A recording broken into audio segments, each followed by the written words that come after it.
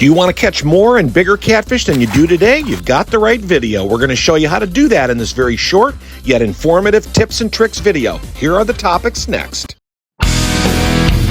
Thanks for watching this video. Let's dive right in. So what to feed them? There are an unlimited number of baits you can use to catch most catfish. So this is not an all-exhaustive list. It's just our favorite proven baits to catch channels, flatheads, and bullheads every day of the week. Let's roll. Crayfish are irresistible to catfish, not just bass. And the best way to hook them up to mimic their most natural movement is to rig them backward up through the tail. And to save a few bucks, you can catch your own by turning over rocks in local rivers and streams. And another great hack is to use a small rubber band, like with children's braces, and you snap it around the midsection to the hook, and it will keep it fastened well. And you may even be able to throw it out and catch another cat. That's the way you do it.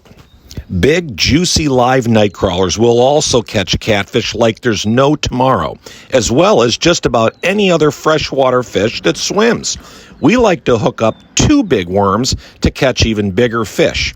Now, a great tip is to keep your worms in a well-ventilated styrofoam container in the refrigerator year-round. That keeps them very plump and lively and more active. And a great feeding hack to keep them alive year-round is to feed them cornmeal about once a week. You just sprinkle some on the top, and when you feed them next week and open the container, it'll all be gone.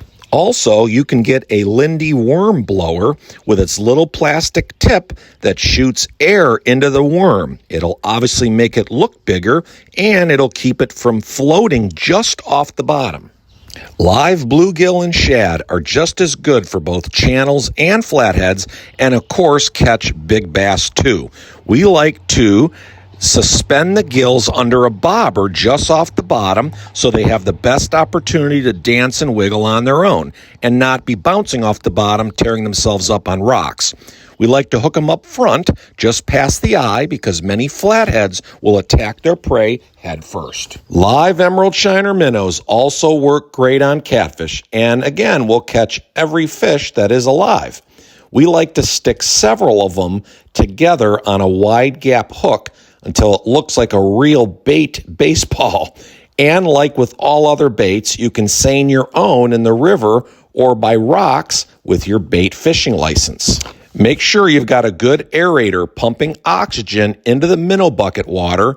And another great tip is to pour hydrogen peroxide into the water, which will add oxygen and keeps them alive for probably another hour or two. You can also add in ice cubes in sealed baggies into the minnow bucket water, which cools the overall temperature and will keep them alive and more lively for another hour. And certainly don't forget about grasshoppers and crickets and insects. They'll catch channel catfish, but only on days that end in Y. Here, too, you can catch your own bait to save a few bucks. Just get a little butterfly net this summer and skim it over the tops of high, tall grass blades, and you can collect a whole bucket of creatures to go fishing with. They also catch panfish and bass, so that's always a great little extra added bonus. And last but not least is our go-to bait to catch channel and bullheads in any body of water you fish: the cheese-filled hot dog. A great tip is to make sure you keep them frozen, though, because that will allow you to keep them firmly on the hook and be able to cast it out to the farthest and deepest holes and drop-offs in the pond or lake you're fishing if you're fishing from the bank. These things are loaded with fat, protein, cheese, and salt, which will make the cat's mouth water, I promise you.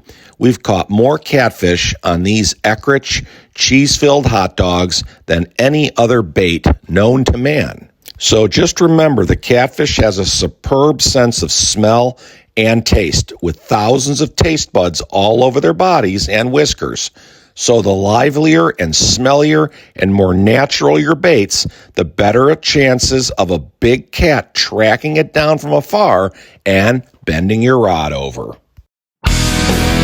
All right, now the gear you need to land every monster catfish you might catch. To do that, you got to have the right gear. But you don't need to get fancy. Just need a solid backbone in an 8 or 9 foot rod with a large capacity reel, and 50-pound braided line is what we use to do the trick. We use a 5/0 blood red octopus hook for channels and a 7/0 or 8/0 for bigger and stronger flatheads. Also, make sure you've tied a very strong uni knot and that you can tie it in your sleep with your eyes closed. That way you'll ensure you never lose a monster or get broken off in sunken timber or etc. during the battle. Okay, now that we have these housekeeping fundamentals out of the way and you know what to use to catch them, let's target everything we need to do to find out where they are in the lake. Okay, so where are we going to find catfish in your lake? No matter where you live across the globe, these tactics and techniques will work, as the catfish is a creature of habit. Catfish are typically bottom feeders, so we want to be presenting all the baits we've talked about either just on the bottom or slightly off it. The proven way to catch the biggest cats in your lake is to find the river channel that feeds into deeper water, and they'll always be hiding out in deep pools or pockets around heavy cover like submerged trees and wood piles, etc., where they can be cooler, of course, and set up for great ambush spots. Of course, deep channels around dams are always going to be great spots to find the biggest trophy fish.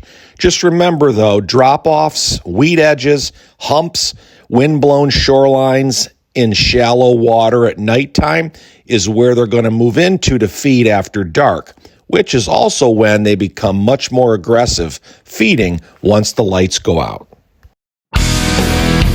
Okay, we're getting towards the end, so let's think like a catfish now that we know what to feed them, where to find them, and how to catch them with the fishing tackle and gear we've shown you. Now, one easy rule of thumb to keep in mind is that if you're using live bait or real stinky meats with a lot of smell, and you haven't caught them in about 20 minutes or so in one spot, don't be afraid to try a different spot, because catfish can smell baits from about 100 yards away. And if these tantalizing baits you're throwing at them haven't drawn them in yet, they likely aren't there. So just change spots until you find them. Remember, catfish are a solitary fish, so they aren't going to be schooling heavily in groups like other fish. Another simple but easy tip is to be quiet when you're going bank fishing for catfish and lugging around lots of gear. Approach the pond quietly so that you don't spook them out of the shallows and shoreline. If they're at the edges in the shallows, especially if you're fishing at dusk, that's when you got to be careful not to spook them. So here's the best tip and analogy I can give you. Do you know any deer hunters? If you do, you know they're afraid to even pass gas up in the tree stand, spying on their deer underneath them, right? So just be just like them. Be quiet, and you will catch more fish every time. Okay, folks, thanks for watching. Please like this video, hit the subscribe button before you leave, and don't forget to enable your bell notifications so you never miss another great video coming your way.